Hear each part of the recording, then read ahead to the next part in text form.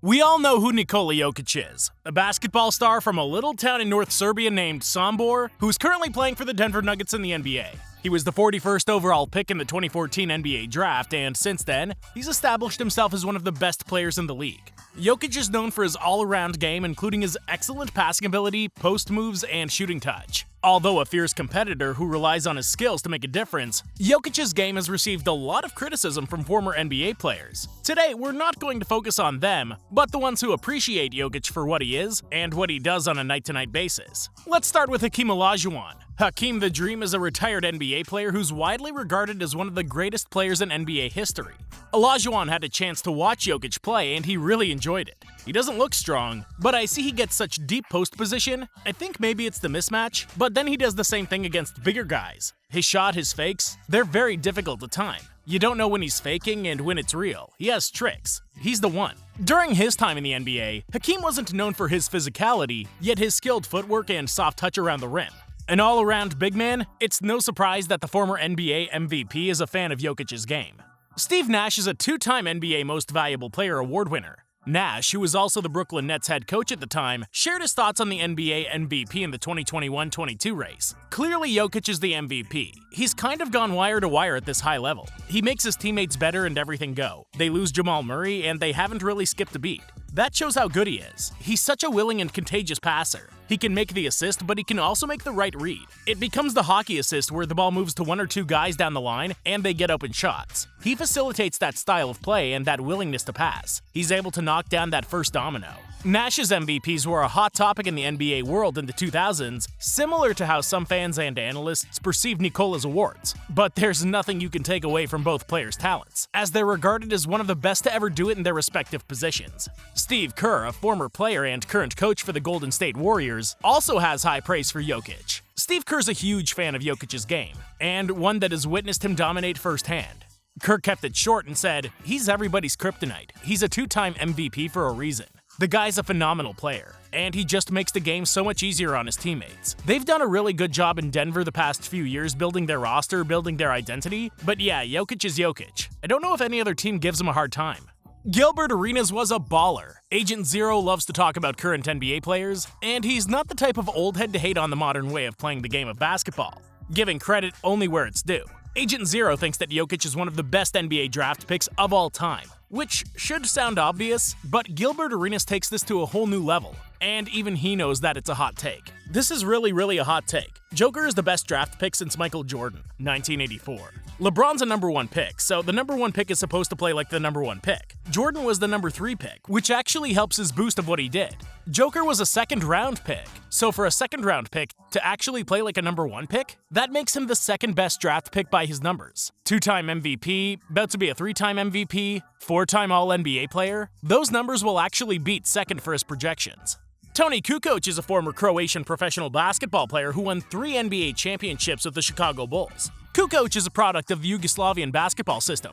Just like Jokic, Toni Kukoc was a guard in a big man's body, a capable ball handler, passer, and isolation scorer who was more than ready to give you buckets both from inside and outside the paint. In Europe, he was the leader of the Jugoplastika squad that won basically every team award they possibly could. In the NBA, Toni was given a more passive role during his most significant time with the Bulls, but he was still a vital part of their success. Jokic is given the chance to be a leader of a team. He doesn't take it as a job, he enjoys competing at the highest level. That's the beauty of the game. All the stuff that nobody sees, it's translated on the court. He has a lot of influence on the court. His vision of seeing what's happening before anybody else does makes him a great basketball player. Unfortunately, Jalen Rose's most notable career achievement is being known as the guy who Kobe dropped his 81 points against.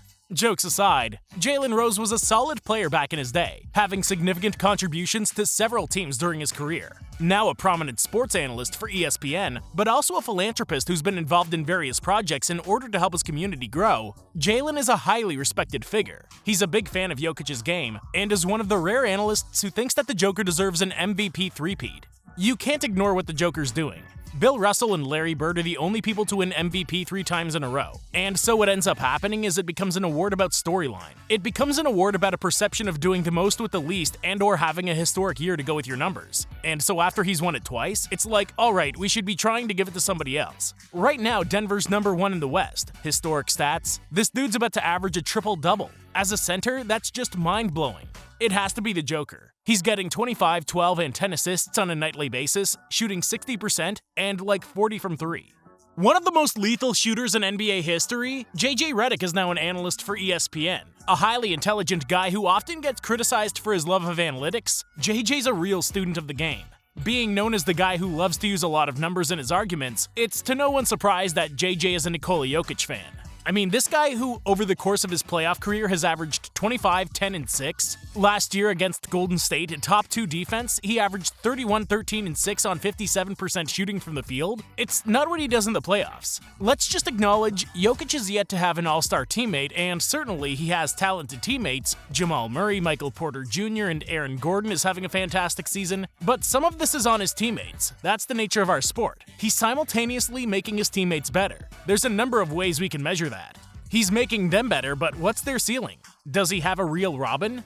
Julius Erving is one of the original NBA stars who's most likely to be your favorite player's favorite player. Julius Erving's most successful period in terms of team success was while he was on the 76ers squad and won the 1983 NBA championship. Known as a 76ers legend, and even appearing in commercials together with Joel Embiid, you would think that Dr. J would be biased when it comes to the MVP race between the Joker and Embiid. Well, even he couldn't argue against Jokic's case. I'm hopeful that Embiid wins it. He does talk about it, and it's something that's one of those carrots out there that he's reaching for, but I think the most deserving guy is Jokic. He hasn't missed any games. Night in and night out, he's won better than he did last year. He was MVP last year. When you get better, I don't think you lose status. Not if it's a fair fight. I'm going to pull for Embiid because he's my guy. And Antetokounmpo. Who knows how he's going to finish up? But both Embiid and Antetokounmpo have missed several weeks of play. Jokic has been out there every night. One of the best point guards of all time, the leader of the Bad Boy Pistons, Isaiah Thomas is a huge fan of Nikola Jokic. Back in his day, Zeke was one of the shiftiest guards in the league, but also a fierce competitor, doing everything in his power to help his team win. You probably know about his 1988 finals performance, right? His fundamentals are flawless. Not only are his fundamentals flawless, his fundamentals with his intellect are flawless. We saw a play at the end of the game where he set the screen on a high screen and roll, and then he rolled behind the guard so he can catch it in the pocket and get a shot.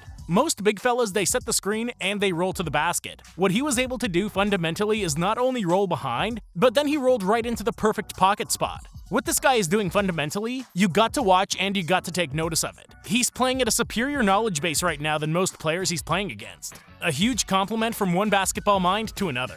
Well, there you have it. These NBA legends know what's up. As the Joker continues to dominate on the court, it's clear that he's hungry for even more success than what he's already achieved, putting up a spectacular show night in and night out. Unfortunately though, it seems like we take his game for granted. Let's not forget that the Joker is a back-to-back MVP award winner, a walking triple-double machine, and also possesses one of the greatest basketball minds in NBA history. Let's take a seat and enjoy watching greatness in the making.